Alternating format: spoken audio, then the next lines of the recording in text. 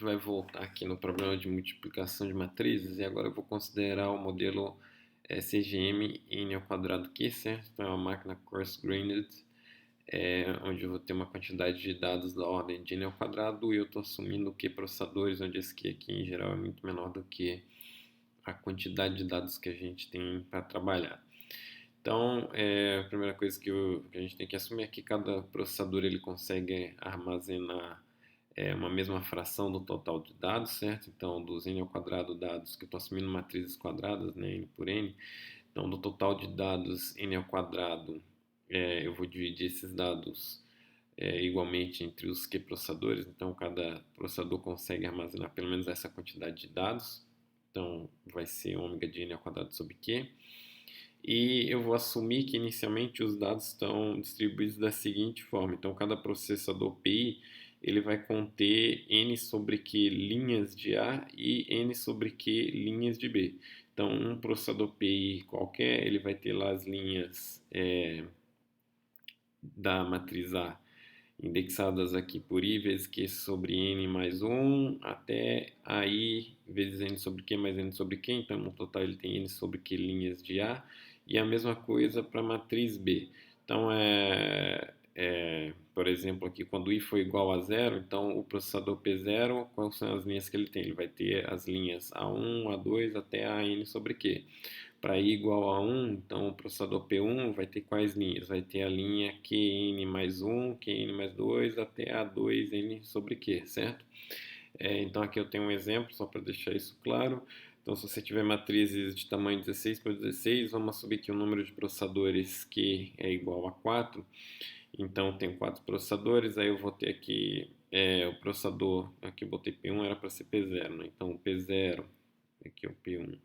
P0 contém as primeiras 4 linhas da matriz, então ele tem lá o A1 asterisco, A2 asterisco, A3 asterisco, A4 asterisco, e também as 4 primeiras linhas da matriz B, então tem B1 asterisco até o B4 asterisco, depois o P1 vai conter as próximas 4 linhas, então vai lá da linha 5 até a linha 8 de A e da linha 5 até a linha 8 de B e assim por diante para os processadores aqui. Então era o P2 e aqui o P3, certo? Eles vão ter as próximas 4 linhas de A e de B em sequência.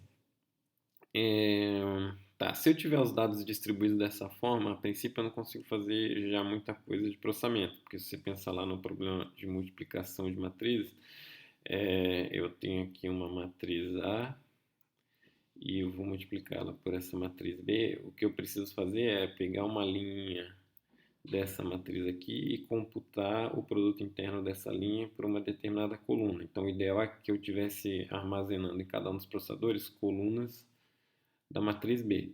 Eu já estou armazenando linhas de A, se eu conseguir armazenar as colunas de B, então eu consigo fazer a multiplicação. Então, um jeito da gente fazer isso é computar transpostas de B, certo? Então, eu vou copiar as linhas de B ou as colunas de B, quer dizer, ou linhas da matriz transposta de B para cada um dos processadores para que a gente consiga fazer esse produto interno aqui, de uma linha de A por uma coluna de B, ou seja, uma linha de A por uma linha de B transposto. Então aqui o primeiro passo que a gente vai fazer é isso. Eu vou carregar para cada um dos processadores as colunas de B em ordem, assim como eu tinha antes aqui. Eu tenho no processador P0 as primeiras, para esse exemplo aqui, 4 linhas de B, agora eu vou ter as primeiras 4 colunas de B. No próximo processador eu vou ter as seguintes 4 colunas de B e assim por diante. Então, a gente pode fazer isso utilizando aquela operação gateway que a gente já viu. Então, tem um primeiro passo aqui que é computar a transposta de B. Então, para cada um dos processadores de 0 até Q-1, o processador PI vai fazer o gateway das colunas que ele deve armazenar lá. Então, ele vai pegar as colunas B, estrela, I, Q sobre N mais 1, até B, estrela, I, Q, N sobre Q mais N sobre Q, certo? Então, o processador P0 aqui, ao invés de... Tudo bem, tem as primeiras 4 linhas, mas ele também vai ter as primeiras 4 colunas de B, depois o processador P1 vai ter as próximas 4 colunas de B e assim por diante, certo? Para a gente computar a transposta de B aqui, com esse algoritmozinho, qual que é o custo em termos de tempo que a gente vai ter? A operação Gator, certo? Se vocês lembrarem lá, o custo dela é proporcional ao número de dados que você está realizando o gate, que você está agrupando em um determinado processador. Então, como cada coluna tem n elementos, então o custo de um gator é θ de n. Como eu tenho que fazer aqui o gator de n sobre q colunas, cada processador ele vai ficar guardando n sobre q colunas, para um processador só, você vai gastar então n ao quadrado sobre q, certo? Então, o custo de uma coluna é θ de n vezes n sobre q, dá n ao quadrado sobre q.